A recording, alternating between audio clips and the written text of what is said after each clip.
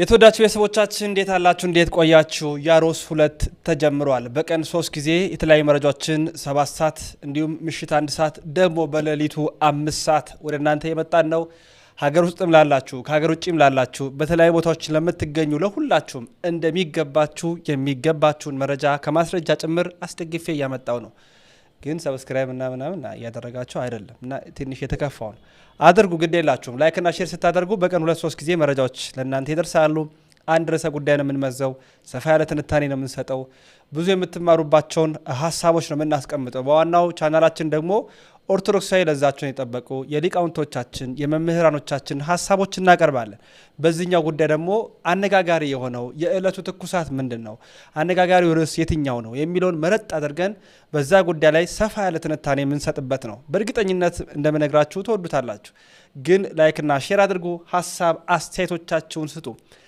አሁን የደረሰን መረጃ ደግሞ አለ ይሄው ምንድነው እንግዲህ የሃይማኖት ተቋማት ላይ በጉዳዩ ላይ ማለት ነው በተለይ በኢትዮጵያ ኦርቶዶክስ ተዋህዶ ቤተክርስቲያን እንዲሁም በኢትዮጵያ የእስልምና ጉዳዮች ጠቅላይ ምክር ቤት ላይ አንድ አዲስ የሆነ መረጃ ተሰምቷል ይሄውም ከመንግስት ነው የተሰማው እሱ ምንድነው ከድምጽ ጋር የተገናኘ ነው እንግዲህ ከድምጽ ብክለት እንደምናስተዋውሰው ክቡር ጠቅላይ ሚኒስትር አብይ አህመድ በአንድ ወቅት በፓርላማ በነበሩበት ጊዜ በተናገሩበት ንግግር ላይ የድምጽ መበከሮች እንደነበሩ አንስተው እንደነበረ የምንዘነጋው አይደለም ታዲያ አሁን የደረሰን መረጃ ምንድነው ከፍተኛ ድምጽ የሚያሰሙ የሃይማኖት ተቋማት ጉዳይ በይበልጥ ታይቷል በተለይ በአዲስ አበባ አስተዳደር ስር እንዲያነ ጉዳዮች በስፋት ታይተዋል አሻም ደግሞ በዜና ወጃው ይዞ መጥቷል እስኪ የአሻምን የዜና ወጃ እንከታተልና ምንድነው የተወሰነው ምንድነው የተባለው ቅዳሴው ሰዓታቱ ማህሌቱ ኪዳኑ እንዲሁም እግዚኦታው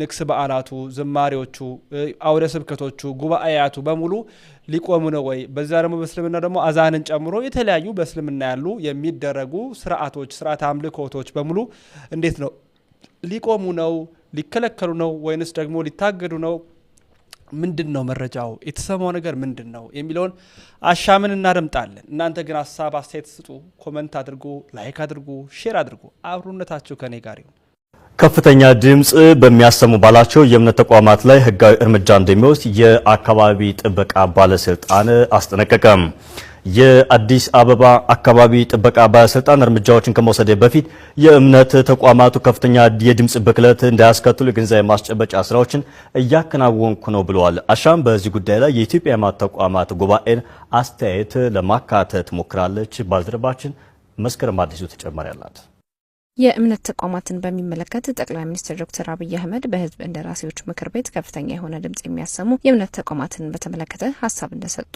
ይታወሳል በእምነት ተቋማት በኩል የሚሰሙ ድምጾች የአካባቢውን ነዋሪዎች እንዳያወኩ ለማድረግ የተለያዩ የግንዛቤ ማስጨበጥ ስራዎችን እየሰራው ነው ሲል የአዲስ አበባ ከተማ አስተዳደር አካባቢ ጥበቃ ባለስልጣን ለአሻም ነግሯታል የባለስልጣኑ ዋና ዳይሬክተር ዲዳር ድሪባ ከአሻም ጋር ባደረጉት የስልክ ቆይታ እንደገለጹት ከሆነ በአዲስ አበባ የተለያዩ የእምነት ተቋማት መኖራቸውን አንስተው ከዚሁ ጋር ተያይዞ በተለያዩ ወረዳዎችና ክፍለ ከተሞች በሚገኙ የሃይማኖት ተቋማት ጋር ውይይትና የግንዛቤ ማስጨበጥ ስራ እየሰራ መሆኑን ገልጸዋል በዚህም ህግና ደንቡን እንዲጠብቁና እንዲሁም ተቋማቱ ራሳቸውን ማስተዳደር እንዲችሉ ግንዛቤ እየተሰጠ ነው ብለዋል እስካሁን ባለው ጊዜ ከፍተኛ ድምጽ አሰምተዋል ተብሎ እርምጃ የተወሰደበት የእምነት ተቋም አለመኖሩንም ተናግረዋል አያይዞም በጉዳዩ ዙሪያ የኢትዮጵያ ሃይማኖት ተቋማት ጋር ውይይት እንደተደረገ እንዲህ ይገልጻሉ እኛ እነሱን እስካሁን ድረስ በውይይት ነው በማግባባት ግንዛቤ ነው እየሰራን ያለን አንዳንዴ ደግሞ ያመለክቱ ሰዎች ካሉ ትክክል አይደላቸው ማስተካከሉ ብለን እነሱንም ጋር እንቀርባለን ግን የሃይማኖት ተቋማት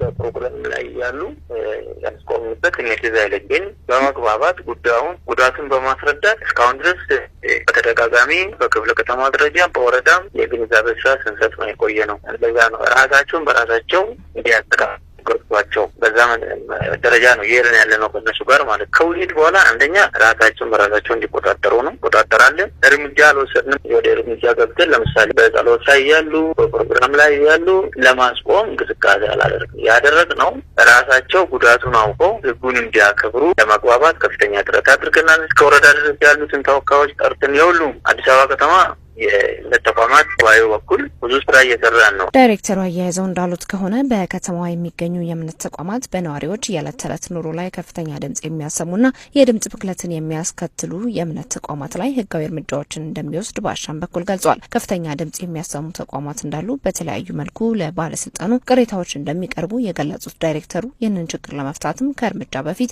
ውይይት እንደሚደረግ ይናገራሉ። ቆሙም ብሎ የመጣ የለም፣ ግን ከፍተኛ ድምጽ እያሰሙ ነው፣ ግር እያስከተሉ ነው ብሎ የሚያመለክቱ ሰዎች አሉ። እሱንም በግንባር ጉዳዩ ከሚመለከታቸው ሰዎች ጋር ተገናኝተን በውይይት ክፍለ ከተማ ለምሳሌ ለሚኩራ ውስጥ አንድ ቦታ ትዝ ይለኛል፣ እንደዛ በቅርበት ችግሩን ለመፍታት ሙከራ እያደረግን ነው የሚያመለክቱ ሰዎች ስላሉ ማለት ነው። ህጉ የሚፈቅደውም እርምጃ ነው የምንወስደው። የእምነት ጉዳይ የብዙ የማህበረሰብ ክፍል ዋነኛ ጉዳይ ነው ያሉት ዋና ዳይሬክተሩ ከእርምጃዎች በፊት ተቋማቱ ለአማኞች የሚያስተላልፉትን መልእክት ሌላውን ህብረተሰብ በማይጎዳና ሰላም በማይነሳ መልኩ እንዲያስተላልፉ የውይይትና ንግግር ስራ እየሰራ እንደሆነ፣ ነገር ግን ከግንዛቤ ማስጨበጥና ውይይት በኋላ የማያስተካክሉ ተቋማት ላይ በህግ የተቀመጠ እርምጃ አወሳሰድ መኖሩን ጠቁሞ በህጉ መሰረት እርምጃና ቅጣት ለመውሰድ እንደሚገደድ ነው የባለስልጣኑ ዳይሬክተር የተናገሩት። በህጉ መሰረት መሄድ እንችላለን፣ ግን አስቀድመን የብዙ ሰዎች ተጠቃሚ ስለሚሆኑ እዛ ላይ የብዙ ህዝብ ጉዳይ ስለሆነ በመግባባት በግንዛቤ እንዲፈታ ነው እያደረግን ያለ ነው እስካሁን ድረስ። እዛ ካለፈ ህጉ የሚፈቅድልን እርምጃ መውሰድ እንችላለን። ህጉ ላይ ያለ ሰው ተቀምጧል፣ ያኔ ወስደን እናታውቋቸዋለን። የተቀመጠ ያለ ህጉ ላይ ሌሎች ላይ የምንወስደውን እርምጃ መውሰድ ይቻላል። አንደኛ ተጎጂ ራሳቸው ናቸው። ራሳቸው የሚያስተምሩትም ሰዎች ተጎጂ ናቸው። በቅርበት የሚጎዱት እነሱ ናቸው። ቀጥሎ ደግሞ ያሉ አሉ፣ በዙሪያው ያሉ ግለሰቦች ይጎዳሉ። እኛ አሁን ድምፁ ከፍ ስላለ ሳይሆን እንግዲህ ያው አሻም ነው በዜናው ወጃው ይህንን መረጃ ይዞ የመጣው። እሱ ምንድነው እርምጃ ከመወሰዱ በፊት በሃይማኖት ተቋማት ጉባኤ ላይ በሃይማኖት ተቋማቱ ላይ ንግግሮች እንደሚደረጉ፣ ውይይቶች እንደሚካሄዱ፣ ለምሳሌ በኢትዮጵያ ኦርቶዶክስ ተዋሕዶ ቤተክርስቲያን ስርዓተ ቅዳሴ ማህሌቱ ላይ፣ ኪዳኑ ላይ፣ ሰርክ ጉባኤው ላይ እንዲሁ ትልልቅ ጉባኤያት ሲዘጋጁ እሱ ብቻ ሳይሆን የተለያዩ መርሃ ግብሮች ሲዘጋጁ እንግዲህ ከቤተ ክርስቲያን ድምጾች ይወጣሉ። ሆርን ማይኮችን የሚጠቀሙት ትልልቅ ሙንታርቦችን፣ ዘመናዊ ሙንታርቦችን ነው የሚጠቀሙት እና ያ ደግሞ ድምጽ ይወጣል።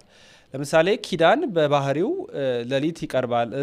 ማህሌት ሰዓታት የምንላቸው የሌሊት አገልግሎት ናቸው። እሱ ብቻ ሳይሆን ቅዳሴ በራሱ የሌሊት አገልግሎት ነው እና እኒህ የሌሊት አገልግሎቶች ላይ ደግሞ ሲካሄዱ አብዛኛው የከተማ እንቅስቃሴዎች ድምጾች ረገብ ያሉ ወይም ጸጥ ያሉ ናቸው ማለት ይቻላል። ስለዚህ ከተማው ላይ ያለው የመኪና እንቅስቃሴ በሉ የተለያዩ እንቅስቃሴ የሚወጡ ድምጸቶች ጸጥ ማለታቸው እና የቅዳሴው ሰዓት ደግሞ የሚወጣው ድምጽ ከፍ ማለቱ አንደኛ ተደራሽነቱ ነው፣ ሁለተኛ አስቀድሞም የነበረ ታሪክ ነው። ሁለተኛ ሰው የቅዳሴውን ድምጽ ሰምቶ ወደ ቤተክርስቲያን እንዲመጣ በሚል ነው ቤተክርስቲያን በዋነኝነት ሌሊት ያደረገችው። ሌላ ሃይማኖታዊ ትርጓሜ እንዳለ ሆኖ ማለት ነው እና ይሄኛው ይረብሻል በተለይ ቱሪስቶችን በማለት ነው ጠቅላይ ሚኒስትር አብይ በፓርላማ ላይ ያቀረቡት እና ያ ደግሞ አሁን በየቦታው በየክፍለ ከተማ ወረድ ብሎ እንነጋገራለን፣ ከዛ መጨረሻ ላይ ከተስማማን በኋላ ወደ እርምጃ ልንሄድ እንችላለን የሚሉ ነገሮች ተሰምተዋል። እሱ ብቻ ሳይሆን ለምሳሌ ሀዛን ሌሊት ላይ ነው የሚደረገው አይደለ? ከ9 ሰዓት እስከ 10 ሰዓት ባለው ነው በተለያዩ መስጂዶች ላይ የሚያቀርቡት እና እሱም ብዙሃኑ ከተኙ በኋላ በርካታ እንቅስቃሴዎች ከተገደቡ በኋላ ነው ድምጾች የሚሰሙትና ያም ሊቆም ይችላል የሚሉ ሀሳቦች ነው የተነሱት። ቅሬታዎች እየቀረቡብኝ ነው በማለትም ነው ያሰማው። በዚህ ጉዳይ ላይ እንግዲህ በቀጣይ የሚደርሱን መረጃዎችን ለእናንተ በስፋት የምናቀርብ ይሆናል።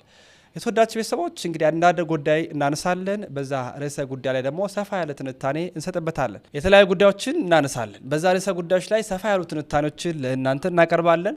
አጠር ያለች እጅግ ቀልበጭ ያለች መረጃዎችን ነው የምናቀርበው። ታዲያ እናንተ ላይክ በማድረግ ሼር በማድረግ መረጃውን በማዳረስ ትብብራችሁን በማሳየት ከጎናችን ሆኑ።